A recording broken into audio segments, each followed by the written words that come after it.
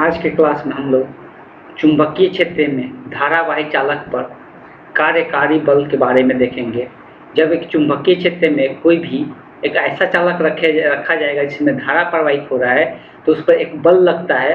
उस बल का मान को हम लोग देखने वाले, उस बल का मान कितना होगा, उस बल का मान कितना होगा, हम लोग यही चीज़ को इसमें देखने वाले हैं। अभी हम लोग चुंबकीय धारा का प्रभाव पढ़ रहे हैं, धारा के कारण चुंबकीय प्रभाव हम लोग देख रहे हैं इस चैप्टर में। तो अगर हम लोग बात करेंगे तो सबसे पहले हेडिंग डालना है। हेडिंग के रूप में क्या होगा, लेकिन थोड़ा सा कट करूँ,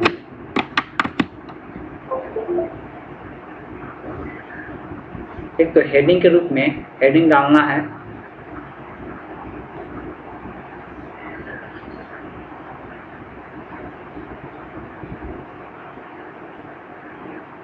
चुंबकीय क्षेत्र में धारावाही चालक पर कार्यकारी बल। इंग्लिश में अगर बात करेंगे तो force on A current carrying conductor in a magnetic field. ठीक, सबसे पहले मानते हैं कि माना कि एक धारावाही चालक है जिसकी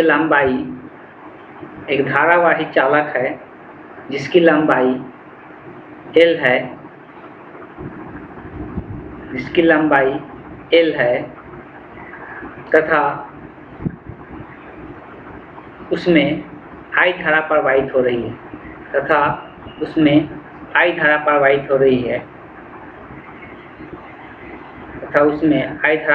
रही है, जिसे चुंबकीय क्षेत्र B में रखा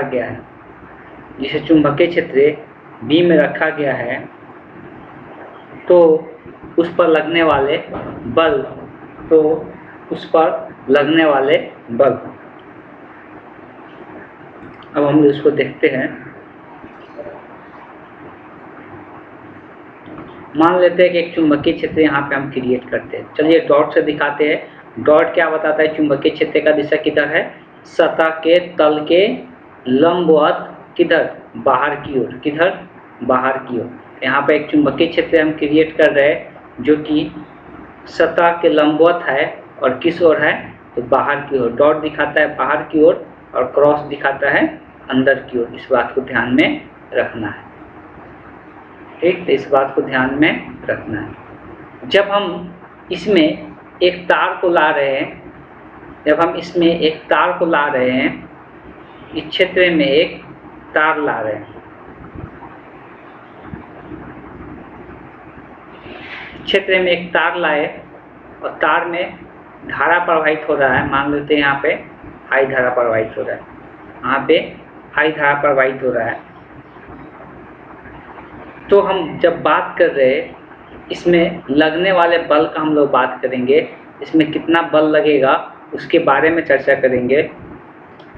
तो अगर ध्यान होगा कि इसमें बल क्यों लगेगा, इसलिए कि इसके अंदर जो इलेक्ट्रॉन है, चलिए इसको इससे दिखा देते हैं।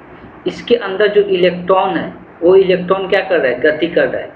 अगर धारा उस तरफ गति कर रहा है, धारा का दिशा उस तरफ है, इलेक्ट्रॉन की गति की दिशा किस ओर होगा, इस ओर होगा। इलेक्ट्रॉन की गति का दिशा इस ओर होगा। जब कोई आवेश गति करता है एक चुंबकीय क्षेत्र में तो उस पर क्या होता है, बल लगता है। उस पर क्या लगता है, बल लगता है। जो बल का मान हम लोग पढ़े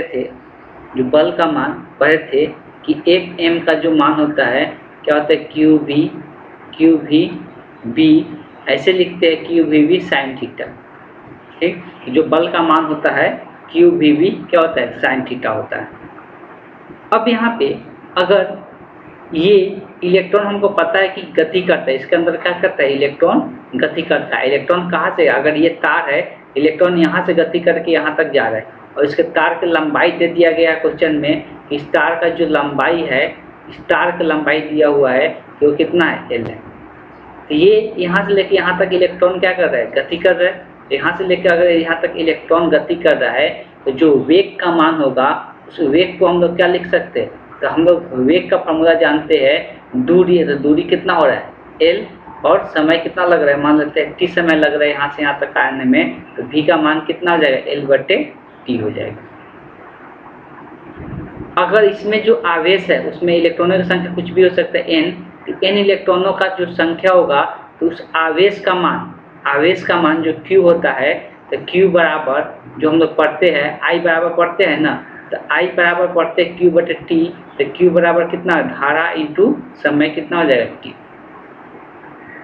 तब अगर सबका मान इस फार्मूला में रख देते हैं, जब सबका मान इस फार्मूला में रख देते हैं तो Fm का जो मान निकल के आता है, Fm का जो मान निकल के आता है, Q का मान हो गया I इंटू T और V का मान हो गया I L/V का मान हो गया L/T into B sin theta. यहाँ से ये T से T कट जाएगा और Fm का जो मान निकल के आएगा वो क्या आ जाएगा, तो Fm का जो मान निकल के आएगा ILB sin थीटा हो जाएगा। इसको सदिश रूप में भी लिखा जाता है, अगर L लंबाई है इसको सदिश रूप में लिख सकते हैं। धारा का तो कोई दिशा नहीं होता है, धारा ऐसे ही रहेगा, तो इसको LB sin थीटा को लिख सकते हैं L क्रॉस B। इसको सदिश रूप में हम लोग बल को दर्शा सकते हैं। अब बल का दिशा के बारे में बात करेंगे इसके बाद कि इसमें बल का दिशा किस प्रकार ज्ञात किया जाता है। अगर थोड़ा सा थ्योरेटिकली बात करेंगे तो वहाँ से भी बल का दिशा निकाल सकते हैं, लेकिन हम लोग फ्लेमिंग का नियम पढ़ेंगे तो वहाँ से बल का दिशा निकालेंगे। जैसे इस डायग्राम को बनाकर इसको यहाँ से लेके यहाँ तक लिख लेना। तो ये दोनों फॉर्मूला याद रखना है। Fm बराबर जो इस पर लगने वाला जो बल होगा कितना होगा, ILB sin थीटा या I into L cross B के बराबर हो जाएगा, I into L cross B के बराबर हो जाएगा।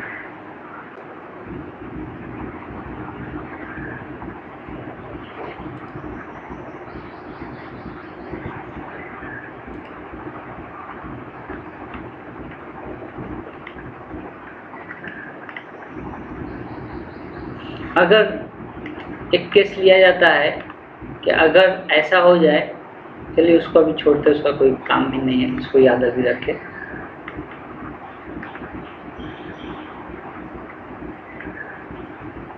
तो हम लोग दिशा निकालना सीखेंगे कि ये जो बल का दिशा होगा वो कैसे निकलेगा। तो ये सबसे पहले इम्पोर्टेंट है, सबसे पहले हेडिंग डालेंगे फ्लेमिंग के बाएं हाथ का नियम। फ्लेमिंग के बाएं हाथ का नियम।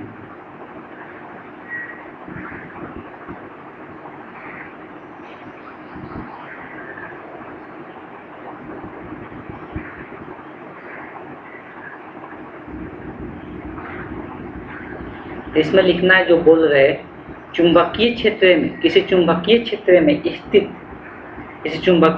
में स्थित धारावाही चालक पर लगने वाला बल, किसी चुंबकीय क्षेत्र में स्थित धारावाही चालक पर लगने वाला बल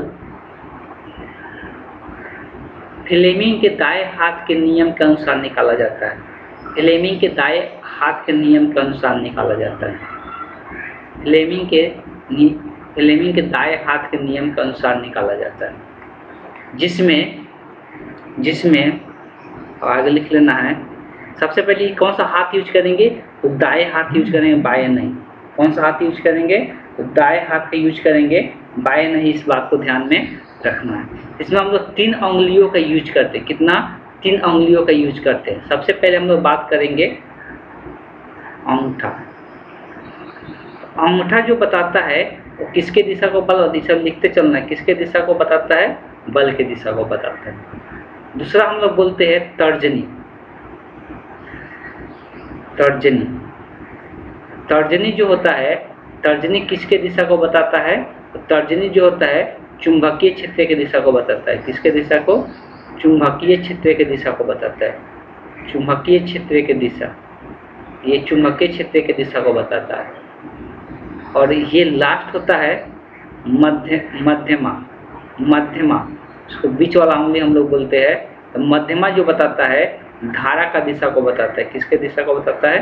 धारा के दिशा को बताता है। तो मध्यमा जो होता है धारा के दिशा को बताता है।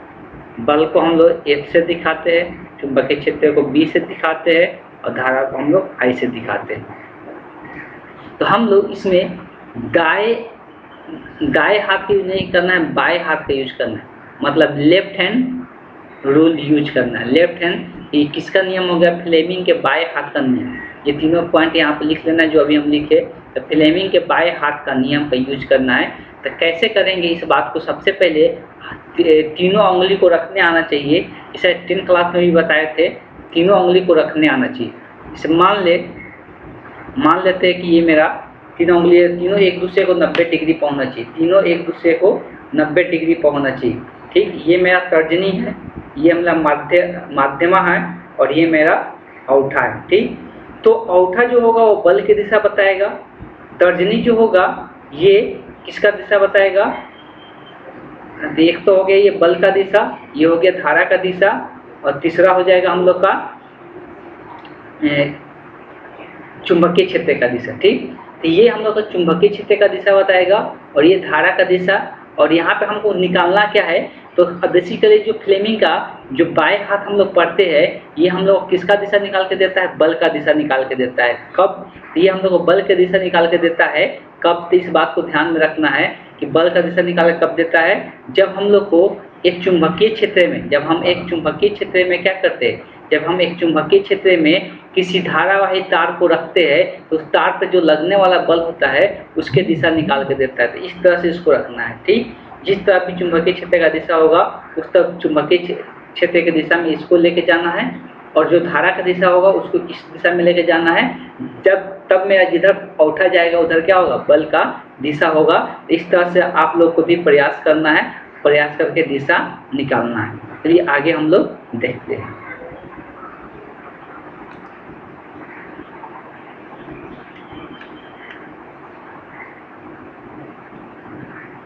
तो अभी हम लोग बात करेंगे चुंबकीय क्षेत्र में धारा लूप पर लगने वाले बल आघूर्ण का बात करेंगे।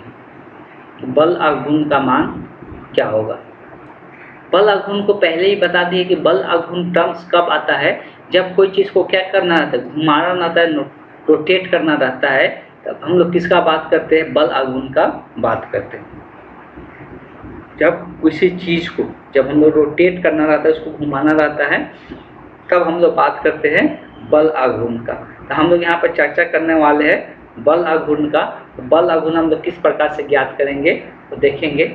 तो बल आघूर्ण के क्या चीज़ के लिए? तो यहाँ पर हेडिंग दिया हुआ है चुंबकीय क्षेत्र में धारावाही लूप। क्या रखना है? धारावाही लूप होना चाहिए। लूप मतलब क्या? पूरी तरह से बंद होना चाहिए। तब उस पर लगने वाला जो बल आघूर्ण होगा उसका मान क्या होगा, उसके बारे में हम लोग देखने वाले। इसी बेसिस पर कोई भी चीज़ रोटेट करता है, कोई भी मोटर घूमता है, या फैन हो, या हम लोग जो पंपिंग वाला जो मोटर लगाता है पानी खींचने के लिए हो, या कोई भी स्टैंड फैन हो, कोई भी चीज़ रोटेट करता है तो इसी चीज़ के यही बेसिस पर रोटेट करता है। चुंबकीय क्षेत्र में हम लोग जब धारावाही लूप को रखते हैं तो उस पर एक बल आघूर्ण लगता है। बल आघूर्ण लगने के कारण क्या होने लगता है? घूमने लगता है, रोटेट करने लगता है। इसको हम लोग यहाँ पे डिटेल में देखेंगे। चलिए, तो लिखना है, माना कि एक धारावाही लूप PQRS है। धारावाही लूप PQRS है। माना कि एक धारावाही लूप PQRS है जिसकी लंबाई L है तथा चौड़ाई B है। इसकी लंबाई L है तथा चौड़ाई B है और उसमें I धारा प्रवाहित हो रहा है। उसमें I धारा प्रवाहित हो रहा है जिसे एक चुंबकीय क्षेत्र B में लटकाया गया है। एक चुंबकीय क्षेत्र B में लटकाया गया है।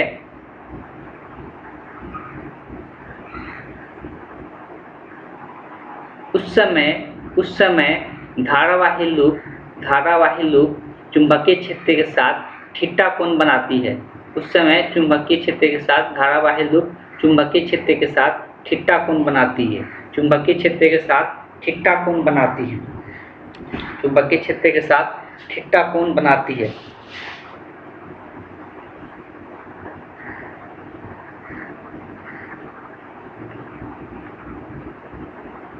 डायग्राम को थोड़ा सा अच्छे से समझना है। तो यहाँ पे सबसे पहले ये डायग्राम बना लेना है, ठीक, ये डायग्राम बनाना है। अब यहाँ पर हम समझाते हैं कि ये डायग्राम किस प्रकार से ये वर्क कर रहा है। सबसे पहले एक चुंबकीय क्षेत्र क्रिएट कर लेना है। क्या करना है? सबसे पहले एक चुंबकीय क्षेत्र क्रिएट कर लेना है। देख सकते हैं एक चुंबकीय क्षेत्र का दिशा दर्शाया जा रहा है और उसका जो दिशा है वो किस ओर है, उसका जो दिशा है देख सकते हैं लेफ्ट से राइट की ओर हम दर्शा रहे हैं। ये एक चुंबकीय क्षेत्र है। इसी चुंबकीय क्षेत्र में क्या किया जा रहा है, एक धारावाही लूप को रखा जा रहा है, एक धारावाही लूप को रखा जा रहा है। उसी चुंबकीय क्षेत्र में क्या किया जा रहा है, एक जब धारावाही लूप को अगर देखेंगे PQRS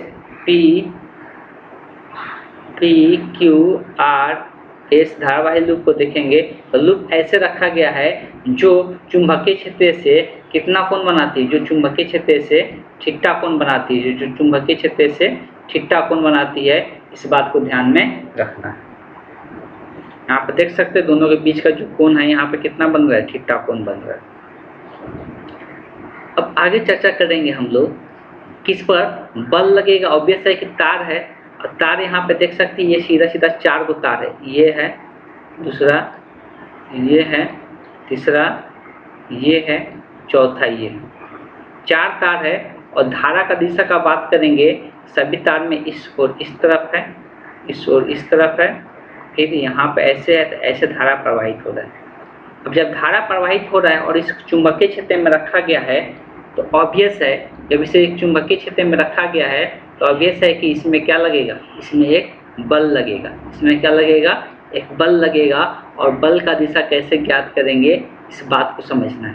चलिए सब एक एक करके बल का दिशा, यहाँ पे 4 गो बल लग रहा है, जिसको हम लोग पहला इस वाला तार में जो बल लग रहा है उसको हम लोग F1 से दिखा रहे हैं, इस वाला तार में जो बल लग रहा है उसको F2 से दिखा रहे हैं, और इस वाले तार में जो बल लग रहा है उसको हम लोग F3 से दिखा रहे हैं, और इस वाले तार में जो बल लग रहा है उसको हम लोग F4 से दिखा रहे हैं।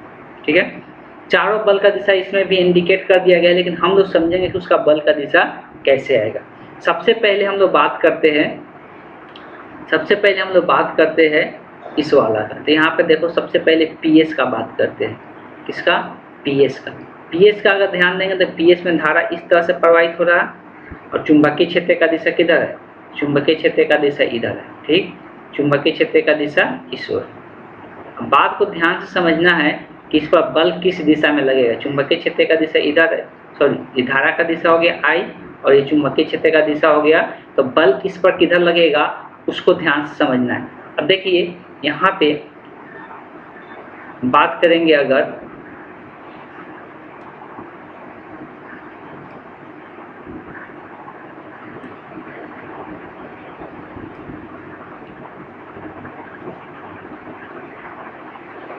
तो यहाँ पे ध्यान समझना है कि चुंबकीय क्षेत्र का दिशा किधर है। तो यहाँ पे ध्यान में रखना है कि चुंबकीय क्षेत्र का दिशा है,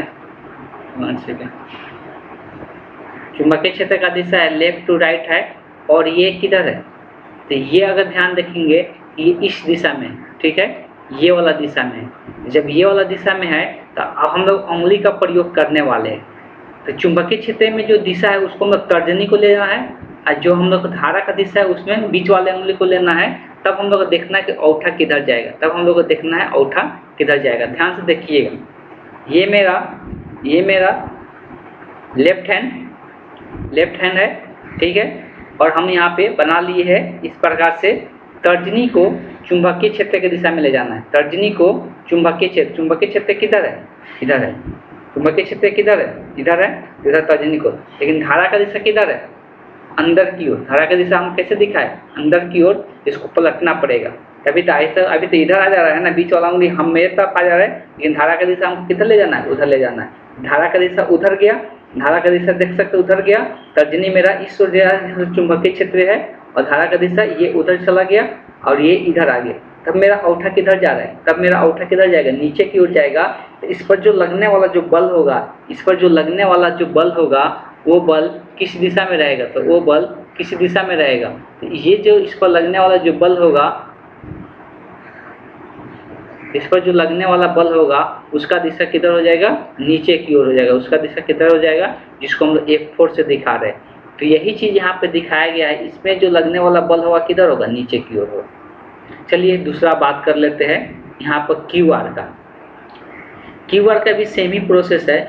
ये क्यू आर है, ठीक, ये क्यू और यहाँ पे है आर। और यहाँ पे अगर धारा का दिशा देखेंगे तो धारा का दिशा इस ओर, ठीक, धारा का दिशा इस ओर है और चुंबकीय क्षेत्र का दिशा किधर है, इधर है। चुंबकीय क्षेत्र का दिशा इस ओर है, धारा का दिशा बाहर की ओर है, चुंबकीय क्षेत्र का दिशा लेफ्ट टू राइट है। चुंबकीय क्षेत्र का दिशा लेफ्ट टू राइट है, तब इस पर जो लगने वाला बल होगा, तब इस पर लगने वाला जो बल होगा वो किधर होगा, उसको हम लोग देख सकते हैं। चलिए फिर से ले लेते हैं। तो अभी हम लोग बात कर रहे हैं कि ये क्या है, ये चुंबकीय क्षेत्र की दिशा को बताए। चुंबकीय क्षेत्र किधर है, इधर लेके चलेंगे, ठीक है। और ये मेरे बाहर की ओर है, ये किधर है, बाहर की ओर है। इसको बाहर की ओर लेके आएंगे तो बाहर की ओर किधर, मेरा बोर्ड से इस ओर लेके जब आएंगे तो अपने ओर लेके आएंगे ना। तो अगर मान लो कि ऐसे देखते हैं, चलो ठीक है ऐसे ही दिखा देते हैं कि मान लो कि ये बाहर की ओर है, इसको हम लोग बाहर की ओर लेना है, ठीक। तो बाहर की ओर ऐसे लेके आएंगे और ये चुंबकीय क्षेत्र का दिशा है, इधर औंठा किधर जाएगा, औंठा मेरा ऊपर की ओर जाएगा, ठीक। औंठा मेरा किधर जाएगा, ऊपर की ओर जाएगा। तो औंठा जब मेरा ऊपर की ओर जाएगा तो इस तरह से इस पर जो लगने वाला बल होगा किधर होगा, ऊपर की ओर होगा।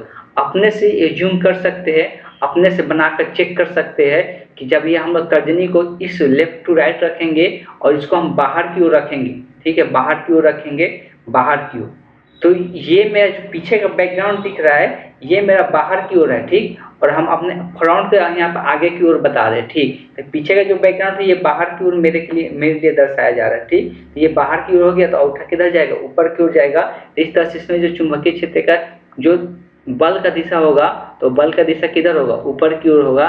तो इस पर जो लगने वाला जो बल हो जाएगा किस ओर हो जाएगा, ऊपर की ओर हो जाएगा। तो इस पर लगने वाला जो बल हो जाएगा वो ऊपर की ओर हो जाएगा, जिसको हम लोग किससे दिखा रहे हैं, F3 से दिखा रहे हैं। तो देख सकते हैं यहाँ पर F3 है, यहाँ पर F4 है। तो एक चीज यहाँ पर क्लियर है कि जब इस पर बल नीचे की ओर लग रहा है, इस पर बल ऊपर की ओर लग रहा है और दोनों बल का मान समान होगा, इसलिए बल का जो फार्मूला भी हम लोग पढ़ चुके हैं क्या होता है, तो ILB होता है, साइन थीटा होता है। तो यहाँ पर लंबाई दोनों का सेम है, ये भी इसको भी चौड़ाई इसको B माने तो ये B है, तो ये भी कितना है, B है। दोनों का लंबाई भी सेम है, धारा सेम है और सेम चुंबकीय क्षेत्र है, तो बल एक दूसरे के बराबर है और उल्टा दिशा में है, तो एक दूसरे को क्या कर देगा, कैंसल आउट कर देगा। एक दूसरे को क्या कर देगा, कैंसल आउट कर देगा। इस बात को ध्यान में रखना है। अब हम लोग बात करेंगे जो वो हो गया। अब PQ का बात करते हैं। तो PQ को अगर देखेंगे, इसको थोड़ा मिटा देते हैं, अगर PQ को देखते हैं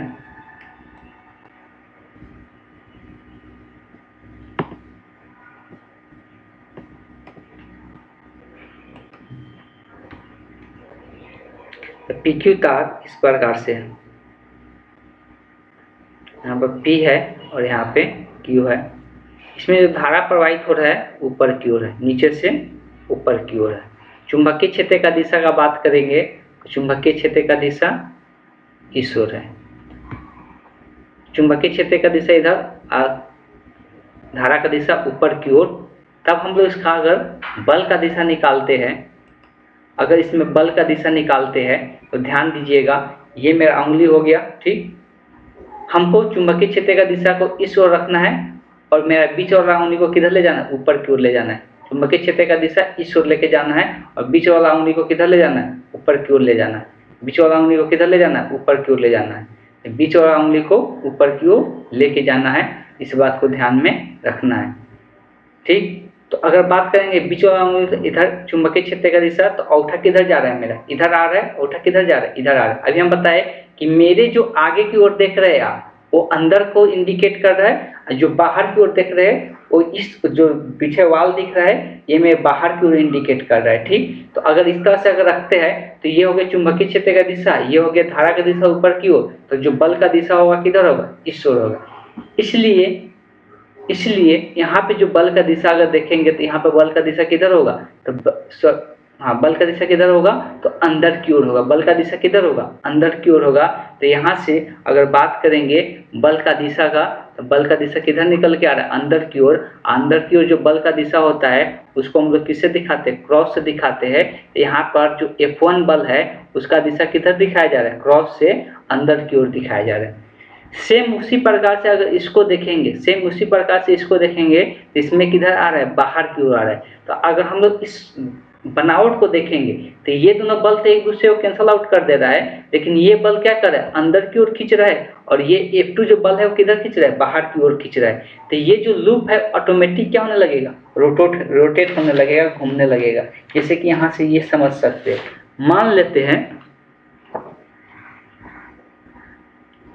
एक सेकेंड रुक जाइएगा और क्लियर इमेज आ जाएगा, जिससे आप लोग और क्लियर समझ में आने लगेगा।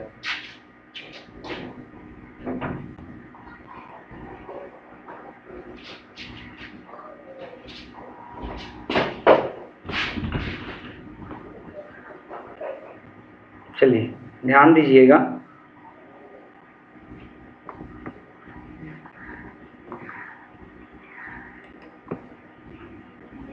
यहाँ ध्यान दीजिए, इसको ध्यान से देखिए। यही मान लेते हैं लूप है, यही लूप है।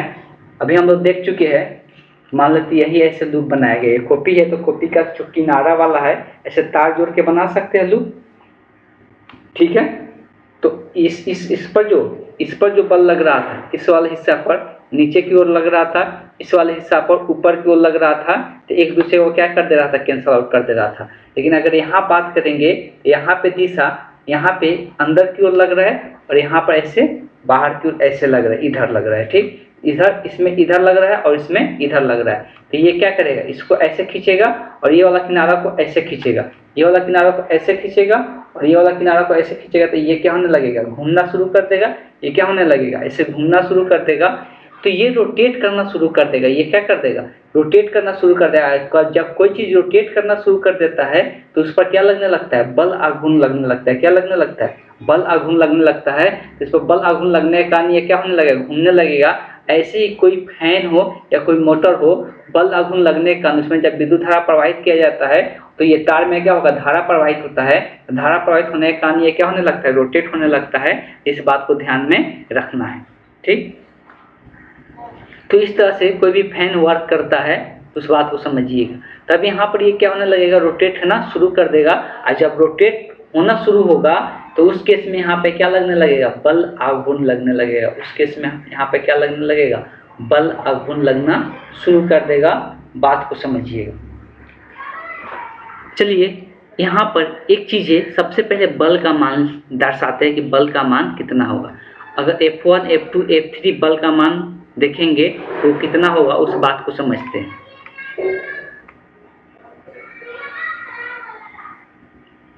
सबसे पहले तो ये क्लियर हो गया कि अगर F3 और F4 का बात करते हैं तो एक दूसरे के विपरीत दिशा में लगेगा। एक दूसरे का क्या है, विपरीत दिशा में लगेगा, और विपरीत दिशा में लगने के कारण कैंसल आउट करके क्या हो जाएगा, जीरो हो जाएगा। तो सबसे पहले हम लोग बल का बात करते हैं तो F1 बल का बात कर रहे हैं।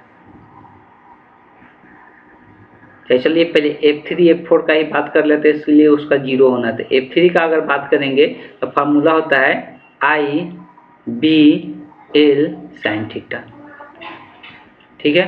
इसमें I तो I ही है, B B ही है, लेकिन अगर बात करेंगे यहाँ लंबाई का, जिसमें F3 लग रहा है, तो वो लंबाई का कितना हम लोग मान है, B ली है। वो लंबाई कितना है, B है। तो यहाँ पे L की जगह क्या लिखा है, B sin थीटा। दोनों के बीच का एंगल यहाँ पर क्या है, I और B के बीच का एंगल थीटा ही है। यहाँ पर देख सकते हैं यही एंगल क्या है, थीटा है। ये अगर थीटा माने तो ये भी क्या होगा, थीटा होगा। दोनों के बीच का एंगल थीटा है तो थीटा ही रहने देंगे। तो ये F3 का मान होगा। वैसे ही F4 का मान अगर देखेंगे तो F4 का मान IB B sin थीटा ही रह जाएगा। दोनों सेम ही होगा। दोनों सेम होने के कारण एक दूसरे को कैंसल आउट कर देता है। अब अगर हम लोग बात करते हैं F1 और F2 का, तो F1 का बात करते हैं तो यहाँ पर फॉर्मूला वही होगा IBL sin थीटा। F1 या F2 दोनों का मान सेम ही है, खाली दिशा उल्टा होगा, ठीक। दिशा विपरीत होगा, इस बात को समझिएगा। तो अगर बात करते हैं I की जगह I रहेगा, B की जगह B ही रहेगा, L की जगह यहाँ पर लंबाई कितना है, L ही है, तो L ही रह जाएगा। लेकिन थीटा का मान यहाँ पर 90 डिग्री होगा। थीटा का मान यहाँ पे 90 डिग्री होगा, इसलिए कि देख सकते हैं जो धारा का दिशा, जो L का दिशा है, जो धारा का दिशा होता है वही L का दिशा होता है। इस दिशा में है, और चुंबकीय क्षेत्र का दिशा किधर है, इस दिशा में, दोनों के बीच का यहाँ पे कोण कितना बन रहा है 90 डिग्री। यहाँ पे जो एंगल का मान हो जाएगा वो कितना हो जाएगा 90 डिग्री हो जाएगा। तो साइन 90 डिग्री का मान 1 होता है, लिख सकते हैं साइन 90 डिग्री। तब यहाँ से F1 बराबर F2 का मान जो निकल के आएगा कितना आएगा IBL हो जाएगा, साइन 90 डिग्री का मान 1 हो जाता है। ठीक, यहाँ तक लिख लेना है सबसे पहले।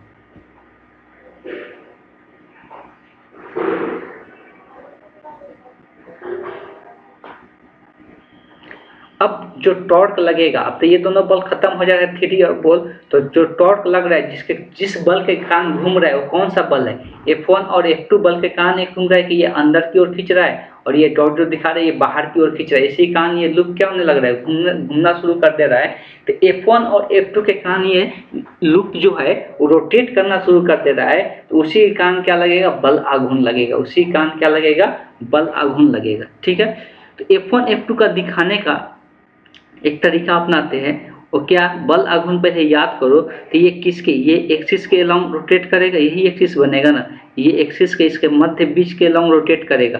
तो चलिए यहाँ पे मान लेते हैं ये बल लग रहा है और यहाँ पे ये पूरा तार पर लगेगा ना, तो हम सिर्फ ये कॉर्नर वाले बल को अभी लेकर चलते हैं।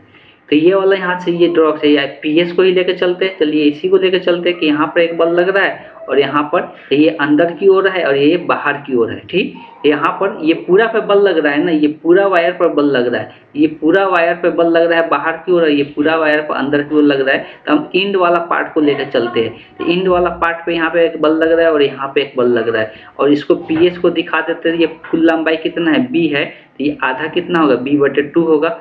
आधा कितना होगा, ये डायग्राम भी बनाना है साथ में, तो ये आधा कितना होगा, B/2 होगा। अब हमको जो भी बल लगता है, तो बल का दिशा यहाँ पर इस पर किधर दिख रहा है, अंदर की ओर दिख रहा है, एक बाहर की ओर दिख रहा है। जो भी बल होता है, ये जो एक्सिस होता है उससे हमेशा कैसा लंबवत दूरी लेते हैं। कैसा दूरी लेते हैं, लंबवत दूरी लेते हैं। तो जो बल लगेगा और ये एक जो एक्सिस है उससे लंबवत जो दूरी होगा वो कौन सा दूरी होगा, ये वाला दूरी होगा। उसके लंबवत दूरी कौन होगा, ये होगा। तो हमको ये दूरी चाहिए। तब मान लेते हैं कि ये एंगल कितना है, ये एंगल कितना अल्फा है। मान लेते हैं ये एंगल अल्फा है और ये है B/2, ये है B/2। तो यहाँ से अगर एक पाइथागोरस या रेशियो वाला लेते हैं, साइन का रेशियो लेते हैं, हमको यही निकालना है ना, हमको ये निकालना है। मान लेते हैं ये x है। ठीक, इस ट्रायंगल में अगर इसको इस पार्ट को डायग्राम बनाने के बाद लिखना भी है, तो साइन अल्फा अगर लेते हैं तो साइन अल्फा क्या निकल के आएगा, लंब। तो लंब इसका कितना है, x। हमको यही x चाहिए। कर्ण कितना है, B/2 चाहिए। यहाँ से अगर x का कोई मान पूछेगा तो कितना आ जाएगा, B/2 इंटू साइन अल्फा हो जाएगा। तो ये लंबाई जो लंबवत दूरी होगा बल से जो लंबवत दूरी होता है उसी दूरी को लेते हैं टॉर्क निकालने के लिए। दोनों के कारण टॉर्क लगेगा, इस बल के कारण भी, F1 के कारण भी, F2 के कारण भी। तो कुल टॉर्क का अगर बात करते, चलिए इतना लाइन यहाँ पर लिख ले पहले, तब इसको हम लोग कुल टॉर्क का बात करते हैं।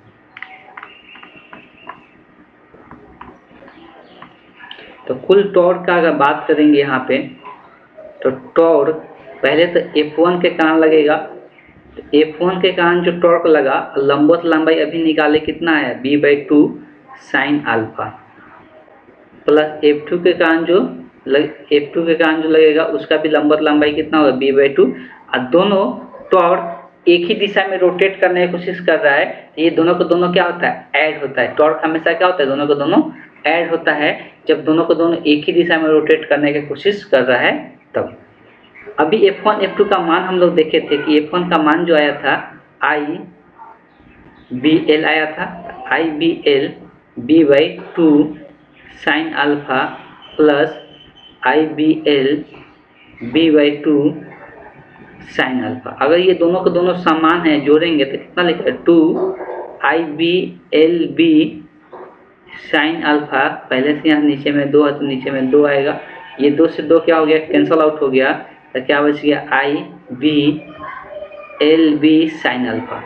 अब यहाँ पर एक बात ध्यान देना है, जो LB है ये जो लूप लिए थे कैसा आकृति बना रहा था, आयताकार आकृति बना रहा था। और लंबाई गुने चौड़ाई क्या होता है, क्षेत्रफल होता है।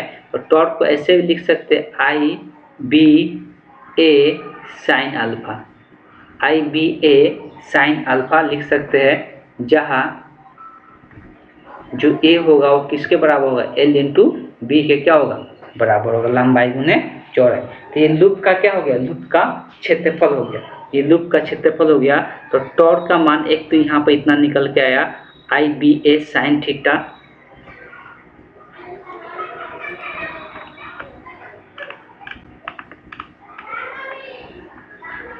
इसको सदिश रूप में भी लिख सकते हैं, तो सदिश रूप में लिख लेते हैं। यहाँ पे उतना लिखने के बाद यहाँ पर सदिश रूप में भी लिख सकते हैं कि टॉर्क बराबर I A क्रॉस B लिख सकते हैं। अभी हम लोग लिखे थे ना AB साइन अल्फा।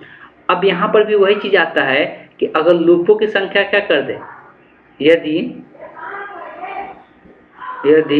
लूपों नहीं फेरों की संख्या, तार में अगर फेरों की संख्या, बार बार ये बताते आ रहे हैं, अगर फेरों की संख्या n कर दे तो इसमें n से क्या हो जाता है, गुना हो जाता है, तब टॉर्क का मान कितना हो जाएगा, NI A क्रॉस B।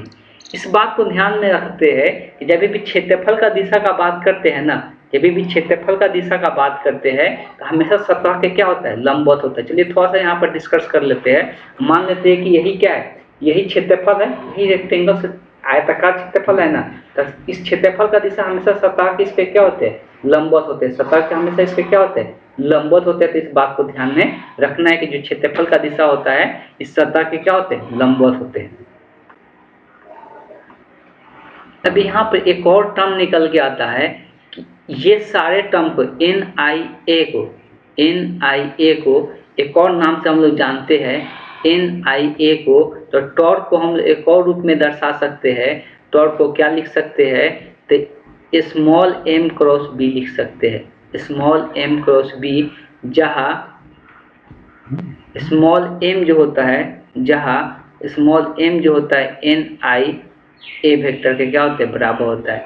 और ये स्मॉल n को क्या बोलते हैं, तो स्मॉल n जो होता है, तो स्मॉल n को हम लोग बोलते हैं, लिख लेना है, विद्युत चुंबकीय आघूर्ण कहते हैं। स्मॉल m को क्या करते हैं, लिख लेना है नीचे में, स्मॉल m को क्या कहते हैं, विद्युत चुंबकीय आघूर्ण कहते हैं, विद्युत चुंबकीय आघूर्ण कहते हैं। ठीक, इस बात को ध्यान में रखना है। या इसको एक और नाम से हम लोग जानते हैं, चुंबकीय द्विध्रुव आघूर्ण भी कहते हैं। इस m को हम लोग क्या कहते हैं, चुंबकीय द्विध्रुव आघूर्ण भी कहते हैं। इसका फार्मूला भी याद रखना है कि m का मान जो होता है NIA होता है, n जो होता है फेरों की संख्या होता है, I जो होता है धारा होता है, और A जो होता है लूप का क्षेत्रफल होता है। अच्छा, लूप का क्षेत्रफल कहीं नहीं लिखे होगे लोग, तो दरअसल A को हम लोग क्या कहते हैं, जो हम लोग लूप लेते हैं उसी का क्या होता है, क्षेत्रफल होता है। तो लूप का क्षेत्रफल होता है, इस बात को ध्यान में रखना है। ठीक, तो अभी तक हम लोग डिस्कस किए कि कैसे कोई भी चीज़ रोटेट करने लगता है। जब एक लूप को हम लोग क्या करते हैं, एक चुंबकीय क्षेत्र में रख कर धारा प्रवाहित करा देते हैं, तो रोटेट करना क्या कर देता है, शुरू कर देता है, रोटेट करना शुरू कर देता है। इस बात को ध्यान में रखना है कि वो रोटेट करना शुरू कर देता है।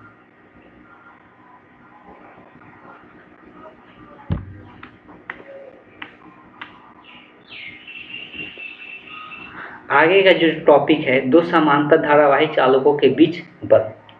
तो दो समांतर धारावाही चालक है तो एक दूसरे पर क्या करता है, बल लगाना शुरू कर देता है, एक दूसरे पर क्या करता है, बल लगाना शुरू कर देता है। थोड़ा सा कॉन्सेप्ट को अच्छे से समझना है। उसके पहले यहाँ पे सबसे पहले हेडिंग डाल ले, दो समांतर धारावाही चालकों के बीच बल, force between the two parallel wires carrying current.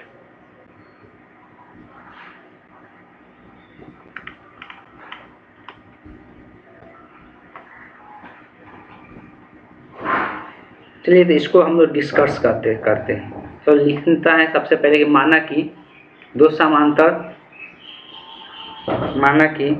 समांतर धारावाही चालकों में क्रमशः I1 तथा I2 धारा प्रवाहित हो रही है, क्रमशः I1 तथा I2 धारा प्रवाहित हो रही है, I1 तथा I2 धारा प्रवाहित हो रही है, जिसके बीच का दूरी r है, जिसके बीच की दूरी स्मॉल r है। ठीक, जिसके बीच का दूरी स्मॉल r है, जिसके बीच का दूरी स्मॉल r है, जिसके बीच का दूरी स्मॉल r है। लिख ले लो।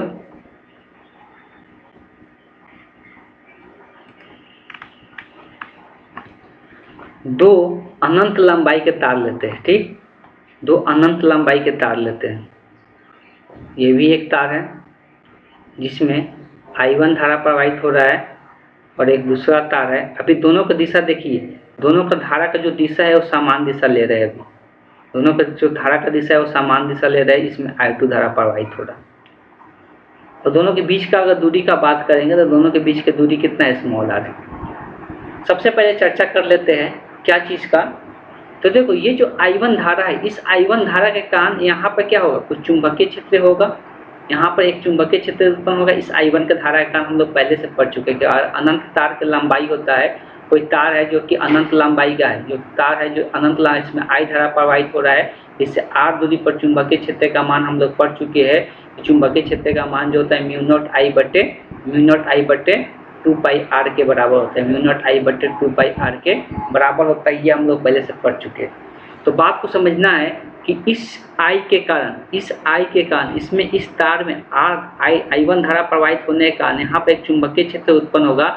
और चुंबकीय क्षेत्र का दिशा का बात करेंगे तो यहाँ पे अंदर की ओर होगा। कहाँ पे होगा, ये वहाँ पर ही चर्चा कर चुके हैं कि यहाँ पर जब चुंबकीय क्षेत्र का दिशा निकालना रहता है, धारा किस तार में प्रवाहित हो, धारा के तब किसका औठा को रख लो।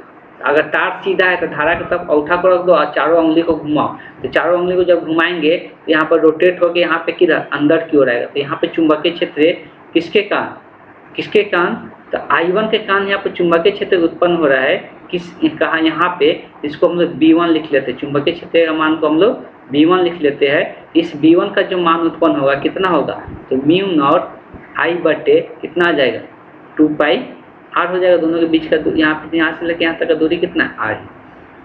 अब अगर यहाँ पे बात करेंगे I2 धारा के कारण, तो I2 धारा के कारण जब यहाँ पे जो चुंबकीय क्षेत्र उत्पन्न होगा वो होगा बाहर की ओर। उसका दिशा किधर होगा, बाहर की ओर होगा। और उसको हम लोग B2 से दिखा लेते हैं। और इसका भी मान अगर लिखते हैं तो कितना, यहाँ पे I1 होगा। यहाँ पर जो धारा है कितना, I1 के कारण उत्पन्न हुआ तो धारा I1 होगा। और यहाँ पे अगर बात करेंगे तो म्यू नॉट, ये I2 के कारण उत्पन्न हो रहा था, I2 बटे कितना हो जाएगा, 2 पाई r हो जाएगा। अभी भी दूरी कितना है, r ही है। तो ये B1 का मान हो गया, ये B2 का मान हो गया। अब हम लोग पढ़ चुके हैं जब यहाँ पे एक चुंबकीय क्षेत्र उत्पन्न हो गया किधर, बाहर की ओर। यहाँ पे चुंबकीय क्षेत्र किधर उत्पन्न हो गया, बाहर की ओर। अब यहाँ पे इस वाला पे हम लोग अभी बात करें I1 वाला पे, तो यहाँ पे चुंबकीय क्षेत्र B2 उत्पन्न हुआ है बाहर की ओर। और ये I का धारा किधर है, I का धारा ऊपर की ओर है। चुंबकीय क्षेत्र बाहर की ओर, I का धारा ऊपर की ओर। तो चुंबकीय क्षेत्र को दिशा में औठा को रखना है। चुंबकीय क्षेत्र को दिशा में औठा को रखना, तो औठा को बाहर की ओर रख लो। औठा को क्या करो, बाहर की ओर रख लो। तो औठा को अगर बाहर की ओर रखेंगे, तो औठा को हम किधर कर ले, बाहर की ओर कर ले। तो औठा को अगर हम बाहर की ओर करेंगे, तो औठा को हम बाहर की ओर कर लिए। और चुंबकीय क्षेत्र का दिशा धारा का दिशा कौन बताता है, तो ये ऊपर करना है, इसको बाहर करना है, इसको ऊपर करना है, इसको बाहर करना है और इसको ऊपर करना है। तो कैसे जाएगा, पहले तो इसको ऊपर लेके चले जाओ। अगर ये ऊपर गया ऐसे, ये मेरा बीच वाला उंगली जो है ऊपर गया, लेकिन ये किधर जाना है, ये हम लोग को बाहर की ओर ले जाना है। किधर ले जाना है, बाहर की ओर ले जाना है। तब इस पर जो बल लगेगा, ये किधर लग रहा है, तब इस पर जो बल लगेगा ये बाहर इस ओर लग रहा है। तब बल किधर लग रहा है, इस ओर लग रहा है। तो इस पर जो लगने वाला बल होगा वो किधर हो जाएगा, इस पर लगने वाला जो बल होगा वो लेफ्ट हैंड साइड हो जा रहा है। किधर हो जा रहा है, कि राइट हैंड साइड। उसको हम लोग देख लेते हैं। अगर बात करेंगे यहाँ पे जो बल का दिशा होगा, तो सबको अपने अपने उंगली को यूज करना है। हाँ सर, यहाँ चुंबकीय क्षेत्र का दिशा अंदर की ओर है, तो चुंबकीय क्षेत्र का दिशा अंदर की ओर है और धारा का दिशा ऊपर की ओर है। तो इस पर जो लगने वाला बल होगा, चुंबकीय क्षेत्र का दिशा अंदर की ओर है। चुंबकीय क्षेत्र का दिशा तर्जनी बताता है, तो तर्जनी हम उल्टा वहाँ पे बोल दिए। तर्जनी को किधर करना है, तो तर्जनी को अंदर की ओर करना है। और चुंबकीय क्षेत्र का दिशा को किधर करना है, तो चुंबकीय क्षेत्र की दिशा को, इस बात को ध्यान में रखना है। चुंबकीय क्षेत्र की दिशा को किधर करना है, उस बात को ध्यान में रखना है। ठीक, अगर हम यहाँ पे हम लोग देखेंगे तो चुंबकीय क्षेत्र का दिशा को अंदर की ओर ले जाना है। ठीक, चुंबकीय क्षेत्र की दिशा कौन बताता है, ये चुंबकीय क्षेत्र की दिशा अंदर की ओर लेके जाओ और इसको बाहर की ओर लेके जाओ। ठीक, इसको ऊपर की ओर लेके जाओ। तो औठा किधर आएगा, औठा मेरा इधर आएगा। ठीक, औठा मेरा इधर आएगा। थोड़ा सा यहाँ पर दिक्कतें आ रहा है, लेकिन बात को समझना है। इस पर लगने वाला जो बल होगा, उस बल का दिशा किधर हो जाएगा, तो बल का दिशा इस दिशा में हो जाएगा, बल का दिशा इस यहाँ पे इस दिशा में हो जाएगा। इसको हम F1 से दिखा देते हैं। इसको हम अगर F1 से दिखाते हैं तो ये जो अभी हम लोग पढ़े कि बल का जो मान होता है कितना होता है, तो यहाँ I B, यहाँ पर जो चुंबकीय क्षेत्र कितना है B2 है तो B2 से दिखा दिए। I, तो I का मान कितना I1 है तो I1 से दिखा दिए। I1B इसका क्या होता है दूसरा, इसका लंबाई। चलो अभी हम लोग लंबाई नहीं माने थे, अब यहाँ पर एक मात्रक एक यूनिट लंबाई को हम लोग L मान लेते हैं। ठीक, यहाँ पर एक यूनिट लंबाई कितना है L है, इसको हम लोग L से दिखा दिए तो IB2 L हो जाएगा। अब यहाँ पर B2 का मान रखते हैं, अभी हम लोग B2 का मान भी देखे थे तो I1 B2 का मान कितना है म्यू नॉट I2 बटे 2πr हो जाएगा।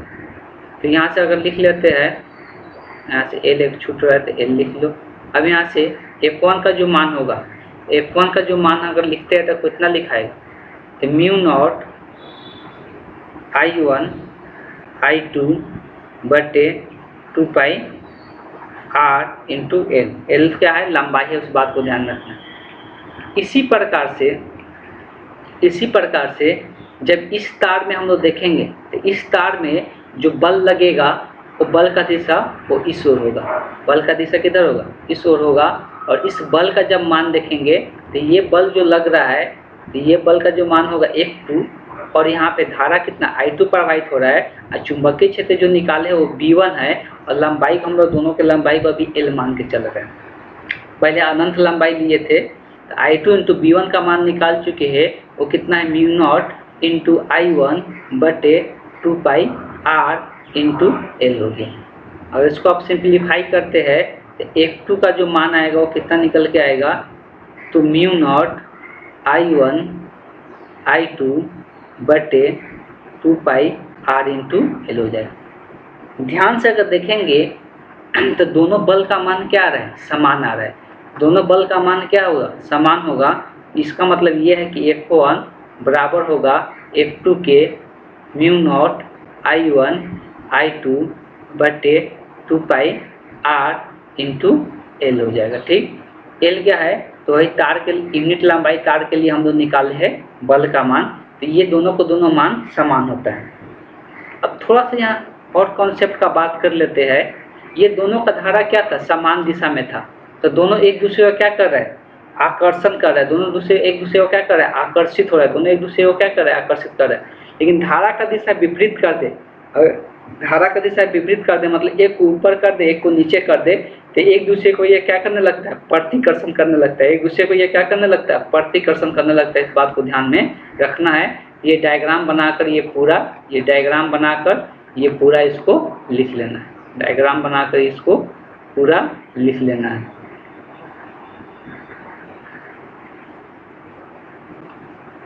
ठीक,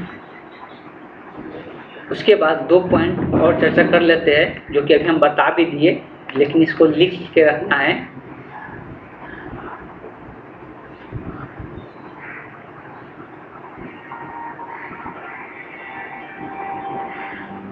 लिखना है यदि, पहला डॉट करके लिखना है यदि धारावाहिक, यदि दोनों तारों में ऐसे लिखने, यदि दोनों तारों में धारा का दिशा समान हो, तब दोनों तारों पर लगने वाला बल आकर्षण बल होता है। दोनों तारों पर लगने वाला, तब ऐसे लिखना है, तब दोनों तार एक दूसरे को आकर्षण बल लगाता है। दोनों तार एक दूसरे को आकर्षण बल लगाता है। दोनों तार एक दूसरे को आकर्षण बल लगाता है। यदि धारा की दिशा विपरीत हो, तो उनके बीच लगने वाला बल प्रतिकर्षण बल होता है। तो उनके बीच लगने वाला बल प्रतिकर्षण बल होता है। तो उनके बीच लगने वाला बल प्रतिकर्षण बल होता है। बाकी ये चैप्टर कंप्लीट हो गया और इसमें कुछ बताने वाला चीज़ है नहीं। तो ये चैप्टर में 2 टॉपिक बचा हुआ है जो कि बाद में बताएंगे। अगले चैप्टर में हम लोग केमिस्ट्री के अगले चैप्टर स्टार्ट करेंगे। नेक्स्ट क्लास में। ठीक है, आज के लिए हम लोग यहीं पर क्लास को एंड करते हैं।